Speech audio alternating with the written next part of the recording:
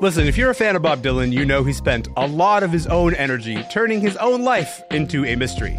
Now there's finally a biopic that tries to take on his story. Timothée Chalamet plays Bob Dylan, and he's getting Oscar buzz for it. Today, does a complete unknown teach us anything new about Bob Dylan?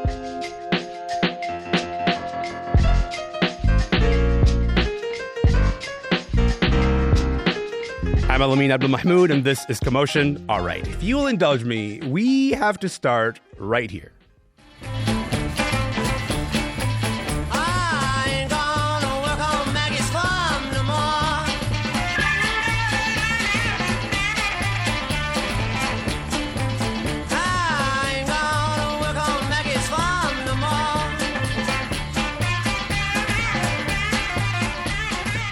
That right there is one of the most notorious performances in rock history.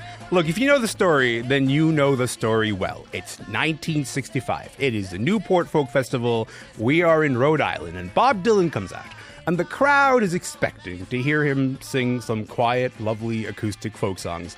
And instead, what does he do? He goes electric. He surprises everybody with this gigantic, rowdy set of rock and roll. That performance forever defined Bob Dylan and his status as the nonconformist who, for now more than 60 years, has answered to no one but himself. And that show, that performance, is actually the climax of this new biopic called A Complete Unknown. It stars Timothée Chalamet. He plays this young Bob Dylan, just basically on the cusp of stardom in the early 60s in New York. Today, we are going to talk about this movie and what it gets right and wrong about the Dylan story. Caryn Rose is here. Vish Khanna is here. Ian Grant is here. Welcome to the show, everybody. How's it going? Well, it's going well. Hello. Hello. Listen, I'm delighted to have a bunch of Dylanologists. I know that out there in the world, we are a villainized people, but not here. You're safe with me, and you're safe among us. So, Caryn, I'm going to start with you. You're a longtime Dylan fanatic. What were your expectations going into A Complete Unknown, and how did the movie measure up to those expectations, you think? So my expectations for any popular culture product that is talking about rock and roll is rock bottom, like just like below sub-basement level. Got it. I'd seen a couple things that made me realize I should go see it sooner rather than later. Yeah. But I never expect them to get anything right. And usually my expectations are met.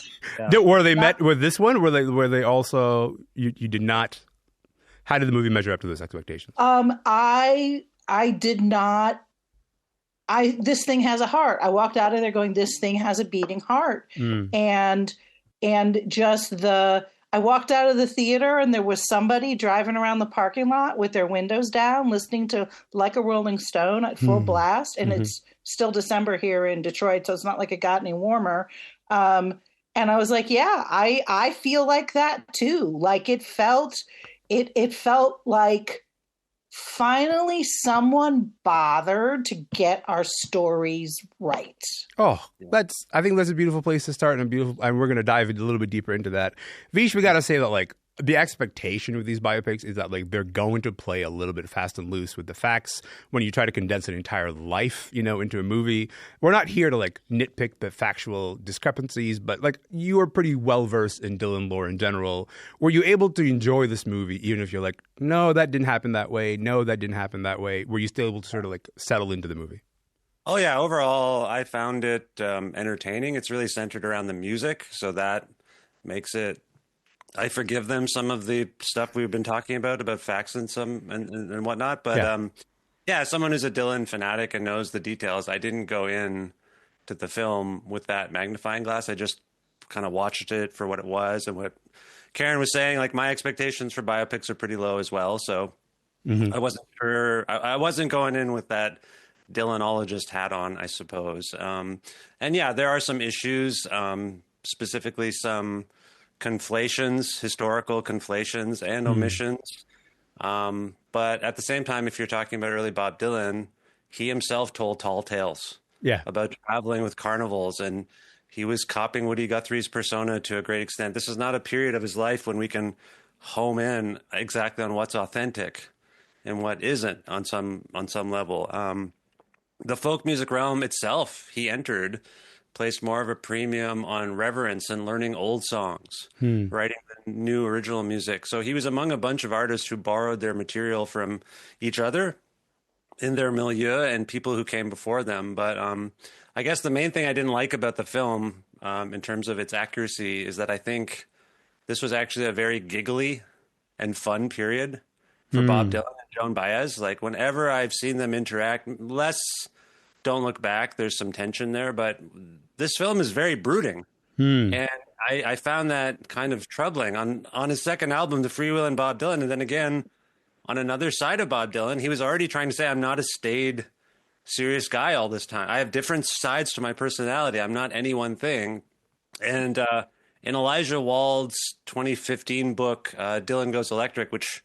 That's a movie that's based on that book. Yeah. Based on, A Complete Unknown is based on this book. I have a copy of it right here for our television audience, if we had one. I don't think I'm on the talk show, but I have a copy. I interviewed Elijah about this recently, and I talked to him about the fact that, or rather, I asked him about the fact that he really homed in on the notion that I'd kind of forgotten, that Dylan was perceived to carry himself a lot like James Dean. Much as he did Woody Guthrie or Ramblin' Jack Elliott. Sure. He was James Dean kind of figure. And I thought that's what the movie really delved into, like the rebel without a specific cause. And so I think the film is more humorless than I wish it was. He and Joan Baez were far more silly and goofy together in public, whereas the film suggests they were really only rivals. At odds. Yeah. They'd share a bed sometimes, but they could barely stand each other. So I didn't like that. I'll just say that. Okay. I actually, that's a thing I also want to come back to. But Ian, let me get you in here, because like over the years, there have been all these sort of attempts at sort of depicting Dylan or distilling him in a period of time. You know, you have the Scorsese tour movie, No Direction Home. You have the Todd Haynes experimental biopic, I'm Not There. What is this movie bringing, you think, that maybe we haven't seen before? Is there anything that we haven't seen before? Yeah, funny the way you frame that question. To me, not a whole lot is being brought, by this movie that we haven't seen before.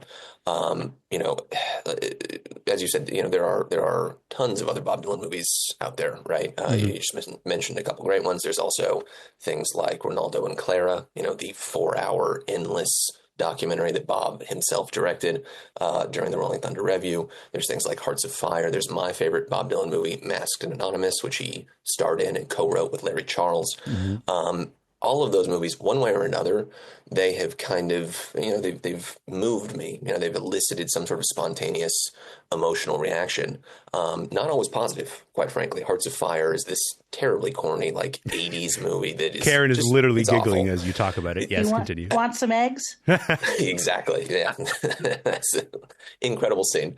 I'm Not There also, frankly, I've worked my way towards a deeper appreciation for it, but hated that movie when I first saw it. Sure.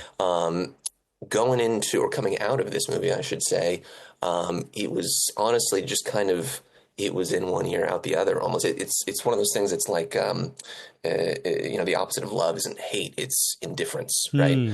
And that's ultimately kind of my takeaway on this movie is it feels sort of inconsequential to me, in the same way that a lot of like kind of the current era of television feels, things that show up on like Netflix or Max or whatever, these things that have the grammar or production values of like the real heavy stuff, the real, extraordinary stuff, The Sopranos, Mad Men, things like that.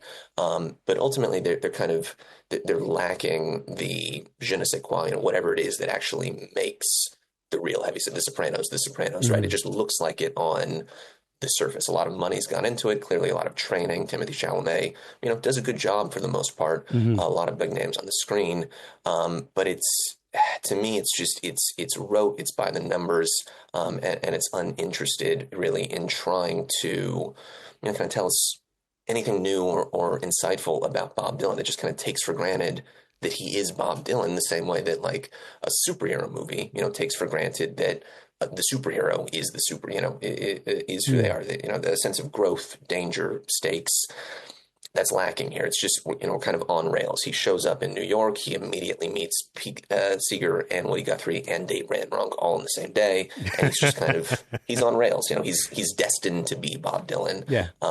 And that was very much not the story of this moment of time in his career. So you've hit on a couple of couple of points that I want to raise about this movie, which is that I'm not sure this is a good movie about Bob Dylan. I think it's a good movie about the moment that Bob Dylan sort of came through in. I think like it gives you a very good idea about the things that he was chafing against. I think it gives you a good idea, Caryn, about the notion of what folk music was trying to do at the time and what it means for an artist to make the choice of saying, I'm not your guy. I think I can do that for a moment, but then I also have to sort of evolve and figure out what else I am. But I'm not really sure that it reveals a lot about Dylan himself. But also, I just want to play a clip from the movie real quick. Can I just play you this? Let's listen to it. Too hard. Excuse me? You tried too hard. To write. Really? Yeah, if you're asking. I wasn't. Sunsets and seagulls, smell of buttercups. Your songs are like an oil painting at the dentist's office. You're kind of an asshole, Bob. Yeah, I guess.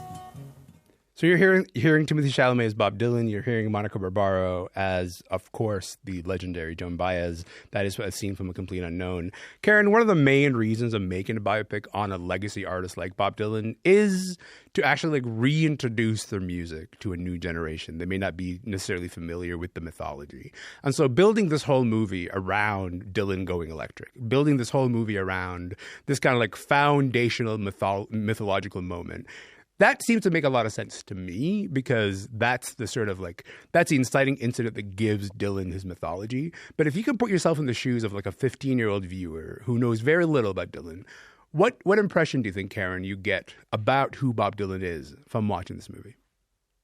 So I saw it twice already. Wow, you love this movie. You know what it was? I saw it twice as well, by the way. Yeah. I bought a ticket for Christmas, and then they had that IMAX premiere, and I'm like, oh, I can see it a week earlier. I'm definitely doing that. Nice. So what I thought both times was I thought they did a remarkably good job in setting up the emotional stakes of Newport. Like, it feels fraught. It feels problematic. And yeah, it's a little over the top, but it's also a movie. Yeah. But at least like I sat there going, you know what, if I didn't know this story as well as I did, I would actually feel invested. I would feel some emotional tension right now. So there's a second part to that, which is it's really hard to look at it now and understand why these people were so upset, because that is the other second frame in my mind. I'm watching these people in the audience. I'm watching the extras in the audience going, you're really not this upset. Really? You're this upset? And that's something I'll never have because of when I was born.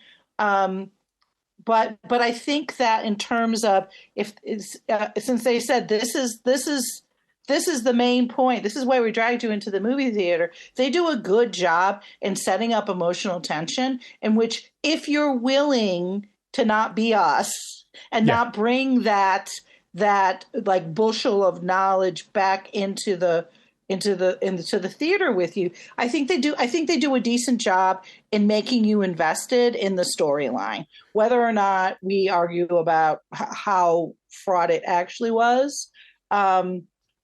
Did I go off on a tangent? You I did think not. I went off on a tangent. No, I really like that answer. Vish, go ahead. You want to add I will something? say, so one thing that the film emphasizes is obviously Dylan going electric at Newport. And over time, almost everyone involved in that, when they talk about the booing and the anger, it's come to pass, and I've been re-immersing myself in it, that they were mostly angry at how bad it sounded.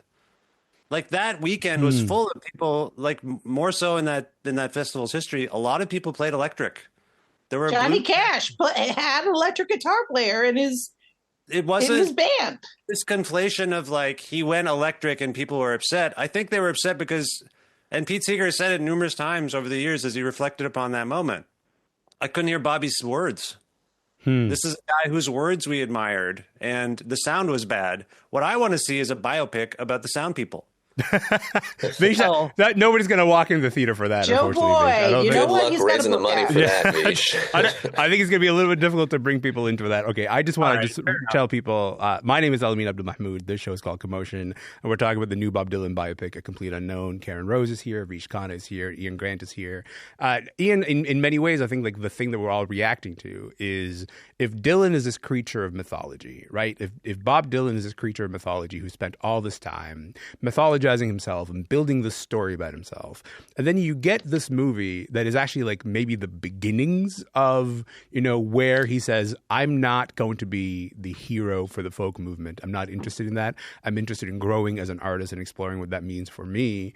Do you get enough insight from this movie as to like why those are his motivations as an artist? Because that's the thing that makes Dylan compelling. That's the thing that makes Dylan the artist who's put out 55 albums and has made you launch a Bob Dylan podcast. It's like there's something about his approach to music and to being an artist that is compelling. And it starts there. But do you think you get enough insight from this movie as to like the kind of artist Dylan is? You get some, you know, which is not to say none, right? I do think that in many ways, you know, certainly the thesis of this film, and you know, in a more limited way, but still, you know, semi-true way, the thesis of his life is contained there at the very end of "It's All Over Now, Baby Blue." You know, strike another match, go start anew. And to their credit, I think that is like the last song that you end up really even hearing in this movie that he performs, at least. You know, they do that a lot in this movie, sort of semi-didactically, semi-heavy-handedly, sort of explaining the themes of the movie based on the through the performances of the music that you're getting at any moment in time. But there is still an element of truth there, and so that's why they do that. And this story that's told in this film is absolutely like the first instance of that thing that he's doing, striking another match, and absolutely the most well-known, you know, and culturally impactful instance of that, I would say. At the same time, and as you sort of mentioned there, like there's so many other instances of this that he's going to do again over the following 10, 20, 30, 50 years, that, you know, to me at this point, Newport, it feels like a drop in the bucket. I would say, you know, kind of larger, like in terms of the like aging rock star kind of corporate machine, when you think of these like biopics that focus on, you know, there was the Freddie Mercury one, there's the Elton John one, there's the David Bowie one, there's going to be 4 Beatles ones in a couple of years. You know, 4 Beatles a year. Yes. Yeah. The intention there is to sort of like tell these stories. The stories are told. The beats are known. The beginning is known. The end is known. And we can kind of fix them in history and explain them, contextualize them, and present them to a new audience. And Bob, to me, Bob's entire career has been sort of fighting back against that, you know, kind of a thesis or way of looking at his career. Like he just wrapped up his latest tour like 6 weeks ago in the Royal Albert Hall in London, you know, where, you know, he obviously played some impactful shows in 65 and in 66. And so like with this artist in particular, I would say Bob Dylan in particular, he is uniquely poorly suited for this type of movie, with this intention of telling the canonical Bob Dylan story and fixing him at a moment in time in history, because he's as vital of a performing artist and a working artist in 2024 as he was in 1964. Vish, I think that's the point. That's exactly like what Ian said. Is exactly the point of my struggle with this movie is its attempt to sort of fix Bob in place when like he went through several reinventions after this, and I'm like, I'm more curious about a movie about those than this one, because this one has been so mythologized in so many different ways. Like, where's the movie about the 3 Christian albums that he made? I would like that, honestly. I think if James Mangold is listening, please make the movie, you know, about that period of time. But can I just ask you this meaningful question here, which is that, you know, we know that James Mangold, the director of this, consulted with Dylan in writing the script, and apparently like Dylan like added a scene of stuff that didn't really happen. How does that change your perception of this movie? The idea that like Dylan himself was like, he sat down with a pen and like he marked up a few pages and he had some thoughts and some notes, you think? Well, I think one of the things we who admire about him is he doesn't seem to care that much about stuff like you just described. Like he just seems to work irrespective of what people think of him. I don't really think of him as being too cognizant of what's going on in pop culture, except I guess until recently when he started tweeting. I think one of the reasons people like me respect the guy is he just does what he does and on his own terms. So the news that came out that he was more involved in the film than was previously known, or to see him tweeting that we should see the film but also read Elijah Wald's book, and even knowing he participated in Martin Scorsese's Rolling Thunder review film from a few years ago, it's all a little jarring for me because it feels like he's making more of a conscious effort to deal with his own mythology. Those of us who love him and go see him would just go buy all the bootleg series collections to learn about his process, because it seemed to me like for Bob, we can ponder him and who he is all we want, but really it's all about his work. Yeah. About his music, you know what I mean? I think the best line in the movie was Timothée Chalamet delivering this line of saying, they're all asking me where these songs come from, but really what they want to know is why these songs didn't come to them. I found I really had a strong reaction to that because I think that is a little bit of how people feel in general about Bob. Caryn, maybe let's go here. We got about a minute left here, but this movie puts forth this image of Dylan as like this ultimate rebel. That said, the things he's rebelling against in this moment, we're talking about like, the folk music purists and the stuffy old record producers in suits and ties, they don't really exist today in the same way. Do you think the rebel archetype that this movie's presenting still resonates as you watch this movie? Oh yeah, because it's still they make really deliberately, I think, simplistic decisions about the juxtapositions of people. It doesn't hurt that we know that John Hammond and Tom Dowd wore suits and ties in the studio, because we know they did. Bruce Springsteen's also talked about what it was like to go into the studio, in the early 70s with John Hammond, and it was intimidating in the same kind of way. But I think that's not necessarily where my mind goes visually. I mean, a recording studio can be a really interesting place visually, but not. But he was rebelling. Mm-hmm. And he continued to rebel. And this was just one of many of the first. And you see, you kind of see him go through it like, oh, no, I'm going to have to do this.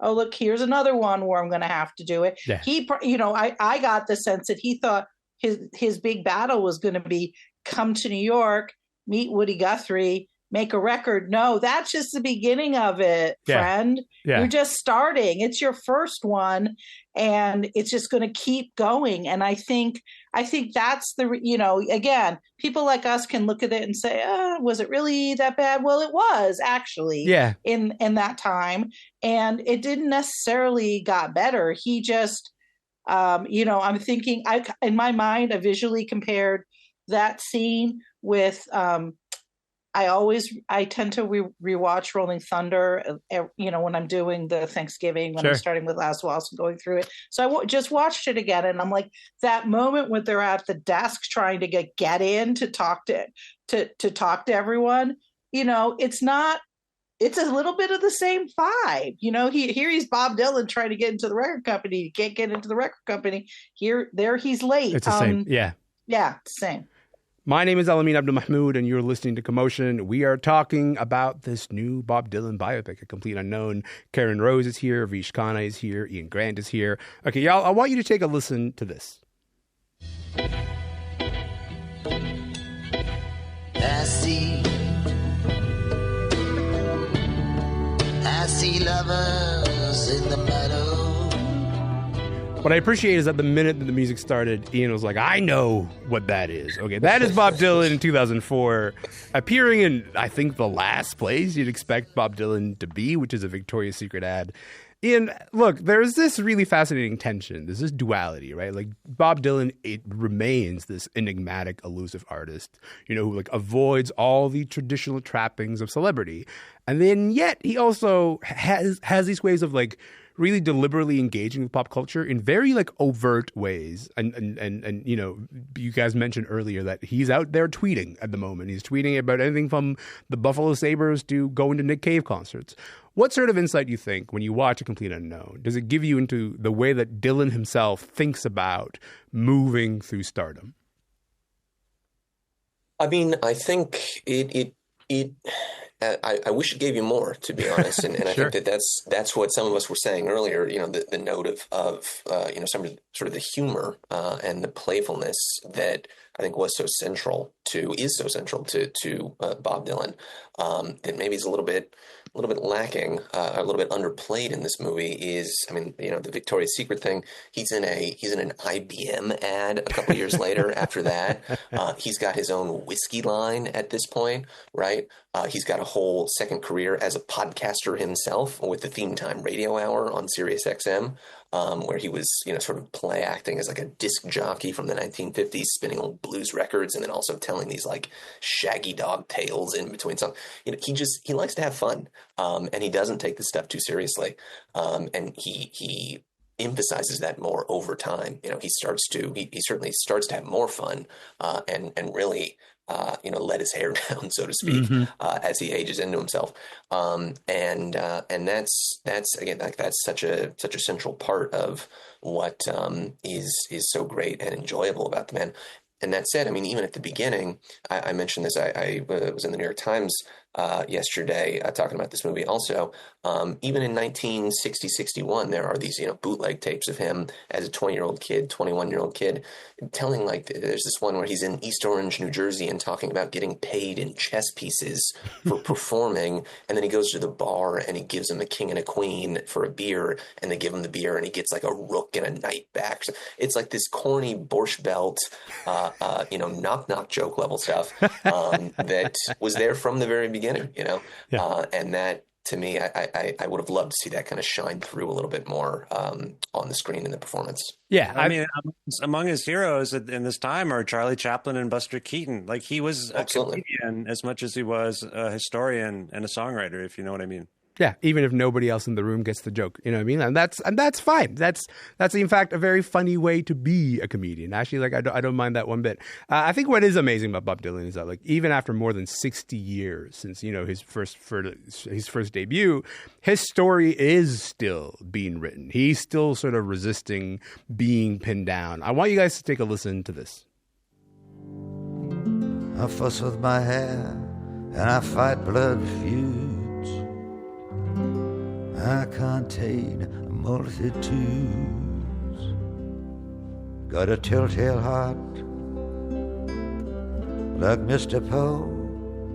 Got skeletons in the walls of people you know.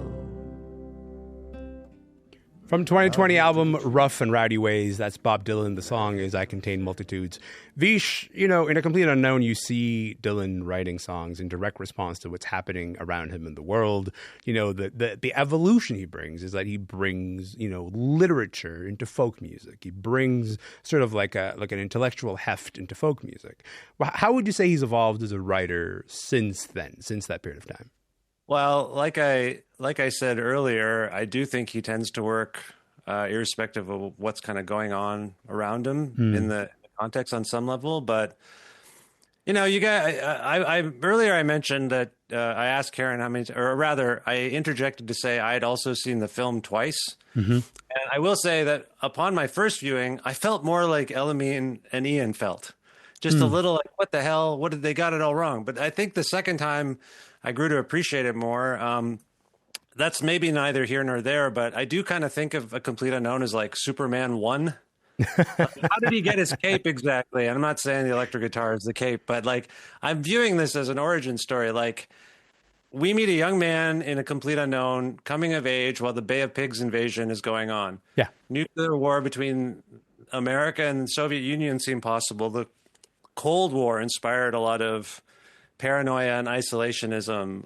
Martin Luther King was a figurehead for the civil rights movement. President John F. Kennedy was assassinated. And so his songs of that time, I think, artfully reflected all of that from a young person's perspective, talking to older people. Like, what are you doing? What are you all doing?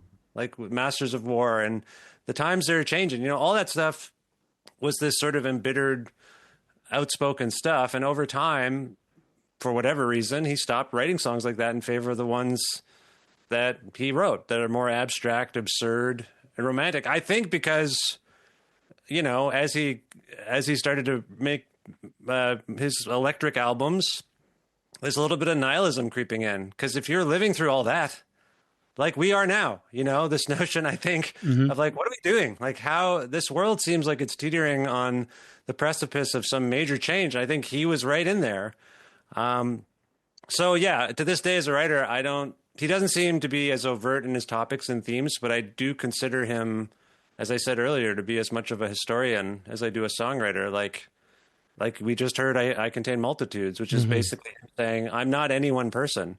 I am a complete unknown who's informed by all that came before me and what's to come, as we all are. I find myself singing along to that song a lot, like it's about myself, or I can see other people relating to it. I feel like in an overarching sense, Dylan's a figure we glom onto because he is one of the first personifications of someone saying, we're not any one thing.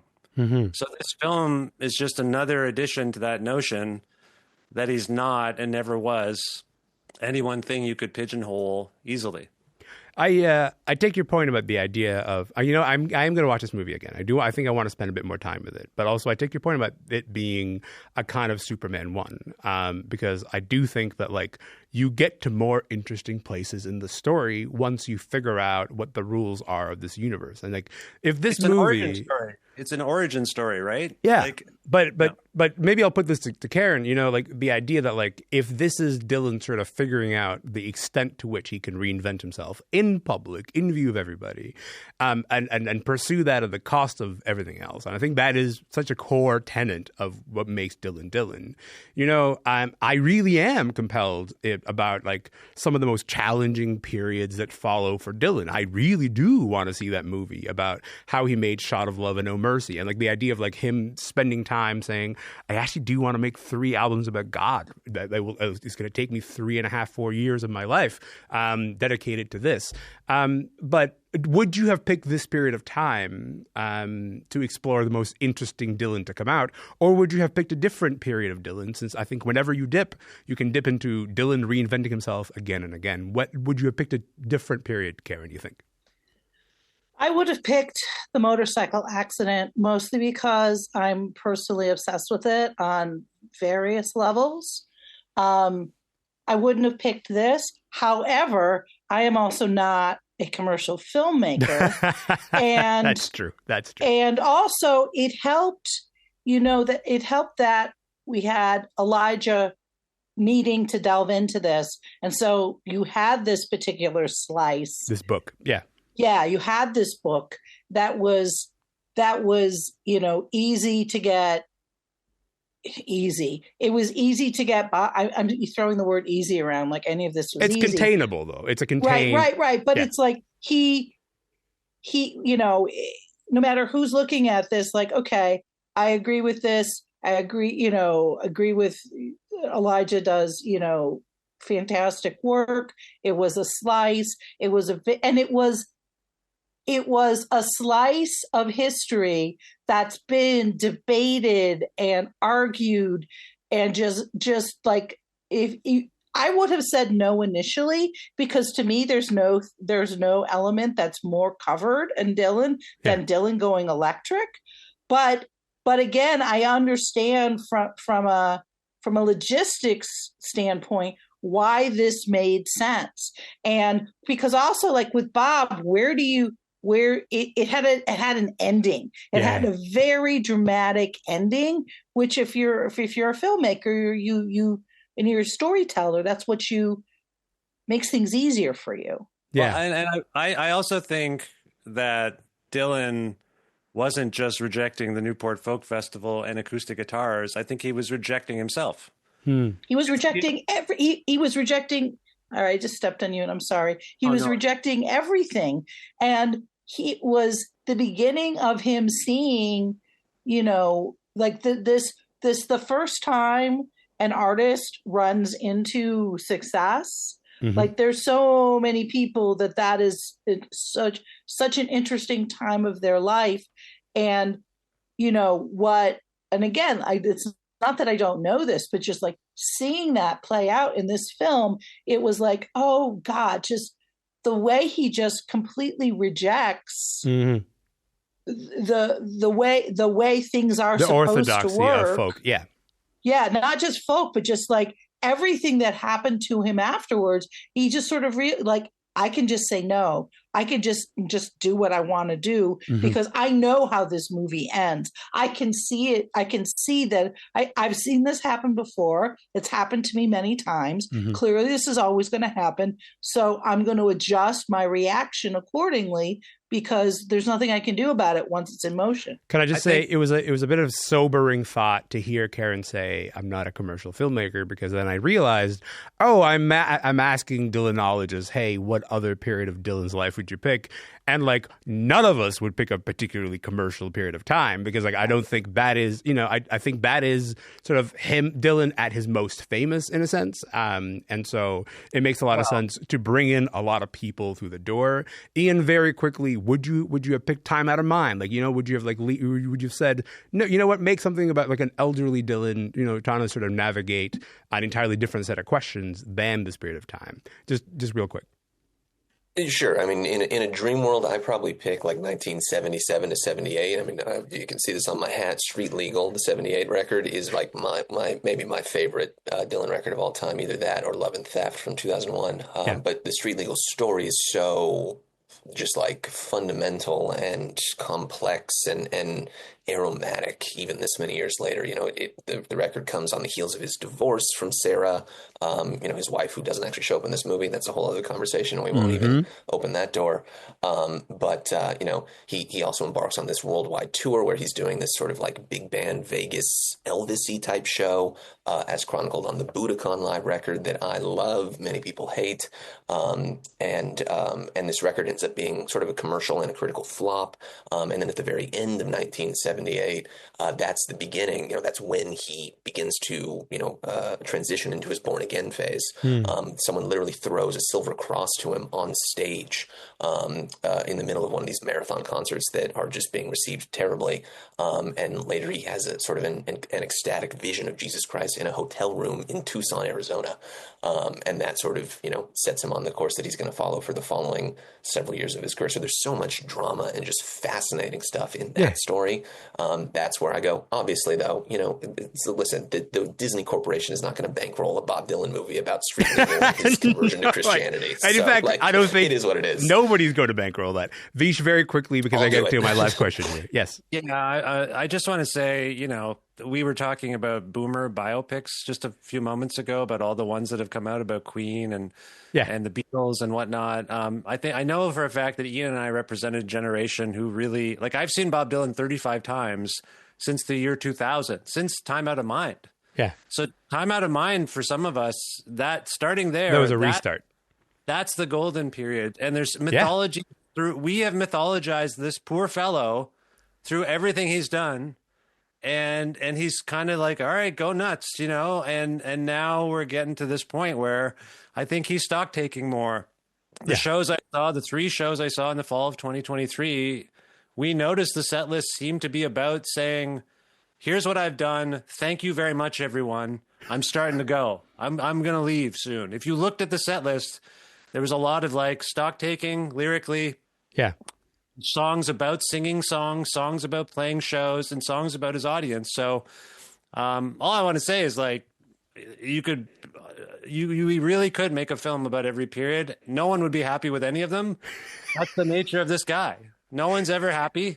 Yeah. And he's just doing his thing. And I kind of respect that. I would be happy with the Time Out of Mind period movie. In fact, let's make that one next, or let's make that fourth. It's fine. Caryn, I think before we go, I want to briefly talk about Dylan and his connection to former U.S. President Jimmy Carter, because Carter died this past Sunday at the age of 100. I want you to hear Bob Dylan speaking in the 2020 documentary Jimmy Carter, Rock and Roll President. Listen to this. When I first met Jimmy, first thing he did was quote my songs back to me. And it was the first time that I realized my songs had reached into, basically into the establishment world. And I had no experience in that realm, never seen that side, so it made me a little uneasy. He put my mind at ease by not talking down to me and showing me that he had a sincere appreciation of the songs I'd written. Look, I think these days we're a bit used to seeing politicians talking to musicians, intersection with the world of music in general. You saw it earlier this year. You had stars like Beyonce, Lady Gaga joining Kamala Harris on the campaign trail. Then you see it all the time, but like every time like Obama drops a new playlist, we go like, oh, this is what he's listening to. Although sometimes artists chafe against those too.